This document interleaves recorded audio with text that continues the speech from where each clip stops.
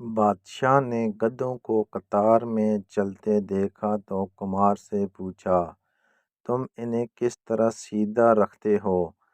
کمار نے جواب دیا کہ جو بھی گدھا لائن توڑتا ہے میں اسے سزا دیتا ہوں، بس اسی خوف سے یہ سب سیدھا چلتے ہیں۔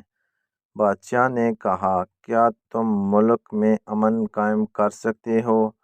کمار نے حامی بھر لی۔ بادشاہ نے اسے منصب عطا کر دیا۔ پہلے ہی دن کمار کے سامنے ایک چوری کا مقدمہ لایا گیا۔ کمار نے فیصلہ سنایا کہ چور کے ہاتھ کاٹ دو۔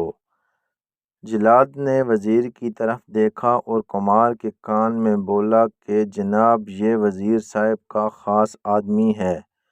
کمار نے دوبارہ کہا کہ چور کے ہاتھ کاٹ دو۔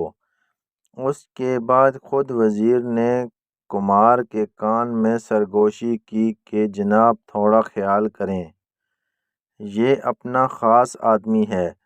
کمار بولا، چور کے ہاتھ کاٹ دیے جائیں اور سفارشی کی زبان کاٹ دی جائے، اور کہتے ہیں کمار کے صرف اس ایک فیصلے کے بعد پورے ملک میں امن قائم ہو گیا۔